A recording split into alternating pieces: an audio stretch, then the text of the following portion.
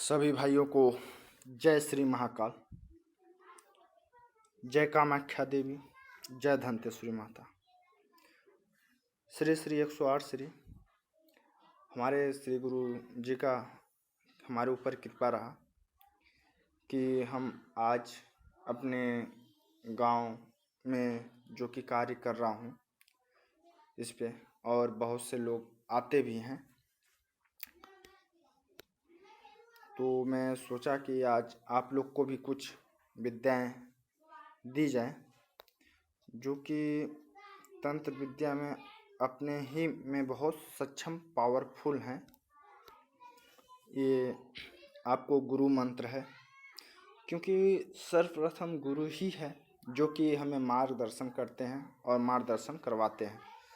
तो पहला गुरु मंत्र है, इसे एक बार पढ़ के ही कोई कार्य करें। और आसन बांधने का भी मंत्र इसमें है, जो कि मैं इसलिए नहीं बोल रहा हूँ क्योंकि ये जो मंत्र होती हैं आपको लिखित रूप में इसलिए दे रहा हूँ कि हमारे बोलने से अगर आप लोग नहीं समझ पाए तो कहीं गलती होने की वजह से मंत्र सिद्ध नहीं होती और गलत प्रभाव पड़ता है। तो इसलिए मैं लिखित रूप से जिसमें मैं सिद्धि किया हूँ वही चीज़ आपको दे रहा हूँ। और आसन बांधना भी सबसे ज़रूरी होता है कि आप कोई भी साधना करने से पहले आसन अवश्य बांधें, क्योंकि आसन ही एक ऐसा है जो कि आप तक निगेटिव शक्तियों को नहीं आने देगा। और जब भी आप तपस्या या ध्यान में लीन रहेंगे तो अजीब अजीब सी ध्यान में आती हैं, संभोग की भी ध्यान में कल्पना आती रहती है, गलत विचार आते रहते हैं। तो ये सब निगेटिव शक्तियों का ही प्रभाव रहता है। तो अगर आप आसन बांध के कार्य को कर रहे हैं तो ये कोई भी निगेटिव प्रभाव आपके ऊपर नहीं पड़ेगा। हमारे कहने मतलब ये है कि आप स्वयं देख के, किसी से सुना हुआ नहीं, आपको मैं प्रमाणित चीज़ दे रहा हूँ जो मैं किया हूँ, जिससे हमारे पास पुराना बुक है, हमारे दादाजी ने भी इसे सिद्धि किया। हाँ, ये है कि समय लगता है। ये मैं नहीं कहूँगा कि हमारे इस चैनल को देखिए और 5 मिनट में आप सिद्धि कर सकते हैं, ऐसा कभी नहीं होता है। 5 मिनट में कोई भी सिद्धि या 10 मिनट में नहीं होती। उसको हर समय पहले तो तैयारी की जाती है, इसके बाद होली त्यौहार जैसे आते हैं उस पर इनको सिद्धि की जाती है, रात को बैठ के जगाया जाता है।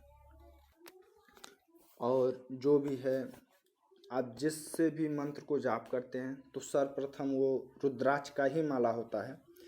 तो रुद्राक्ष को शुद्ध करना अनिवार्य रूप से जरूरी होता है। मंत्र आपके इस पे दिया ही है, विधि में बता दे रहा हूँ।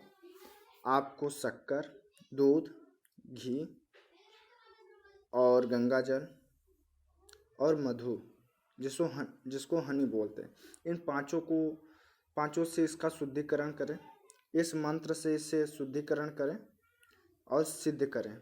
अमावस्या, पूर्णिमा, होली ऐसे त्योहारों पर इसको माला को सिद्ध करें। और जब भी आप कुछ करें बड़ा मंत्र साधना के लिए, जैसे देवियों का, तो संकल्प लेने के लिए ये मंत्र है। जहाँ पे लक्ष्मी लिखा है वहाँ पे अगर आप जिस भी देवी का जाप कर रहे हैं या देवता का, उस जगह पे उस देवी का नाम लेना पड़ेगा। और संकल्प में सेम विधि यही है। और ये वशीकरण भी है। तो मैं बार बार यही कह रहा हूँ कि इसका गलत उपयोग ना करें। मैं आपको फिर बताना चाहूँगा कि बोल के मंत्र कभी नहीं दिया जाता। अगर आपको सीखना है तो स्वयं गुरु के सम्मुख आइए, गुरु सिखाएगा।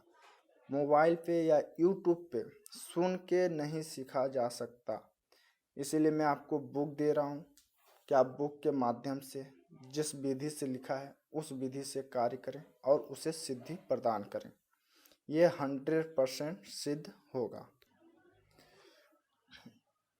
ये मरघट वाली माँ का है, जिसमें कि लोगों को जीवित किया जाता है। और बहुत खतरनाक चीज़ भी है। तो इसका मैं विधि आपको नहीं ही बताऊंगा, क्योंकि इसमें लोग पागल हो जाते हैं, कार्य को आधे पे ही छोड़ के भाग जाते हैं। जो 3 गुरुओं से सिद्धि प्राप्त किया हो वही इसका उपयोग करे। मंत्र आपको जरूर मिल जाएगा, लेकिन इसकी विधि नहीं मिलेगी। ये जो है श्री हनुमान जी का मंत्र, इस मंत्र से आप किसी भी रोगी को पढ़कर अगर फूंक मारते हैं तो वो रोगी जल्द से जल्द आराम हो जाएगा। मिनिमम 7 बार इस मंत्र से पढ़कर फूंक मारनी होती है। जैसे कि लोग कहते हैं कि हम भूल जाते हैं, तो बुद्धि बढ़ाने वाला, मैं ये नहीं बोलता हूँ कि अगर आप इसको रटेंगे तो अभी बहुत बड़े वैज्ञानिक हो जाएंगे या बहुत माइंडेड हो जाएंगे, नहीं। लेकिन हाँ, ये है कि अगर आप इसे कंटिन्यू याद कर रहे हैं तो आपकी एक जो कैपेसिटी है वो लेवल पे रहेगी और याद करने की क्षमता बनी रहेगी। आप उसको कंटिन्यू अगर याद करेंगे तो याद रहेगा। तो ये बुद्धि जो है कि आपकी कंट्रोल में रहेगी, मानसिक इधर उधर नहीं जाएगा, मन गलत बातों पे और गलत चीज़ों पे नहीं दौड़ेगा।